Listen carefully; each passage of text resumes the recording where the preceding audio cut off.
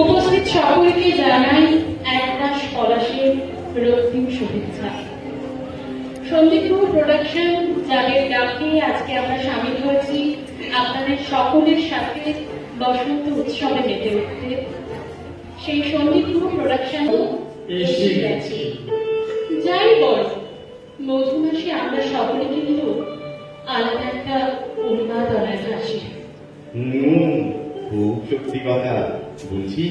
মিষ্টি মনোরম এই পরিবেশে দু চার লাইন কবিতা শোনাও না প্লিজ। এই সুন্দর রোমান্টিক মুহূর্তে কবিতা আবার বলতে হয় নাকি মশাই?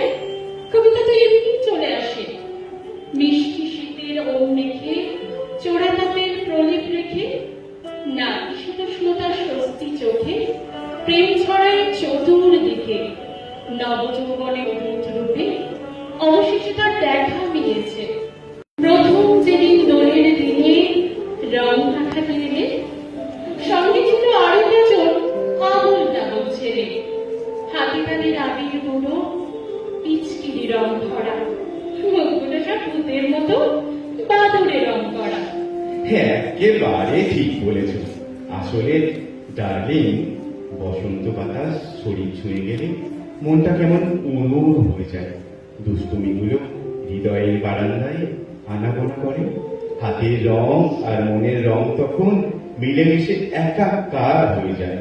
খুব জানি তোমার দুষ্টুমি আর রং মাখানো। সত্যি সারা শরীরে ভিজিয়ে দিলে কি আশ্চর্য রং। লুকিয়ে রাখি সেসব স্মৃতি আজও খুব গোপনে। আজও আছে সেই সেদিনে প্রথম তোমার ছোঁয়া। সারা জীবন স্নান করেও যায়নি সে রন্ধনা। প্রিয়তম, একটা কথা বলি তোমার। হ্যাঁ, নিশ্চয় বলো প্রিয়া। এই মায়াবী বসন্ত বেলায় আমি চেয়ে আছি শুধু তোমারই কথা। তাই নাকি মশাই? হুম। এই শোনো, হ্যাঁ? যদি বসন্ত পলাশ খুঁজে খুঁজো, তুমি খুঁজো না। রাঙামাটির পথে হাঁটতে ইচ্ছে করলে হেঁটো না, শুধু আমাকে খুঁজো। বেশ, প্রিয়তমার উপায় শোভিত হোক আমার হাতের এই পলাশ। এই কর্মী আমার সঙ্গে রাঙামাটির পথ ধরে লক্ষ্যহীনতায় হাঁটতে প্রস্তুত তুমি? প্রস্তুত কি বলছো গো? আমি তো দুরন্ত ফাল্গুন গোটা গায়ে মেখে তোমার জন্য বসে আছি। মনে মনে মাদল বাজাচ্ছি আর গধূলির রং দেখছি দিগন্তে। আপনি তো খুশিতে মন প্রিয়া। চলো সেই গধূলির রং মেখে দিগন্ত রেখায় মিশে যায়। আর আমি তোমাকে নতুন একটা নাম দিতে চাই, কিন্তু কিন্তু কি নাম দেওয়া যায় বলো? নামে হলো কি বা এসে যায়। এই বসন্ত শীত হতো যদি, আমি তোমার ঝর্ণা হতাম আর আমার জন্য তুমি হতে নদী। তবে তাই হোক মিঠাই, বসন্তের এই দিনগুলো সব তোমার নামে থাক।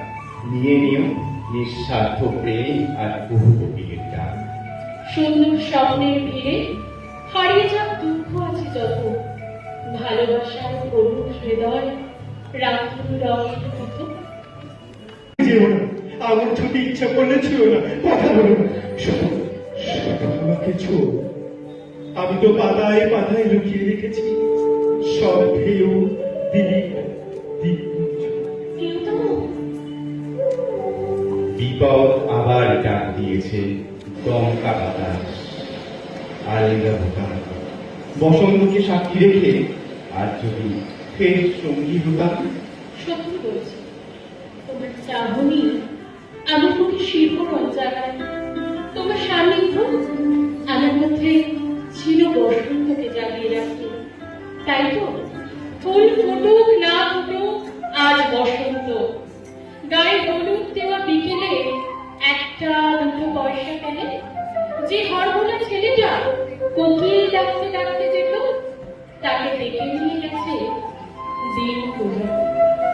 তোমার উচ্চারিত কবিতার প্রতিটি ছত্র চুম্বকের মতো আমি তোমার কাছে টানি।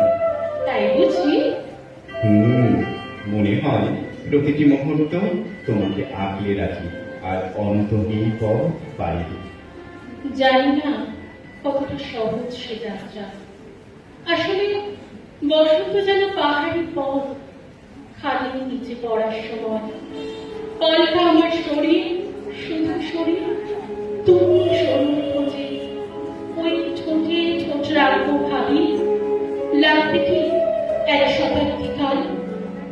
গোলাপ থাকলে কাঁটা তো থাকবেই, সাগর থাকলে ঢেউ। তাই চলো সকল ভাবনা ছেড়ে রোমাঞ্চিত বসন্তের আহ্বানে সারা দিন দুজনে। আচ্ছা, তবে তাই চলো, যা ইচ্ছে তাই বলুন লোকে। নিন্দুকে আর কি মেরোটা, অরণি সেই বাস স্টপেজে দেখা হবেই পৌনে ছটায়।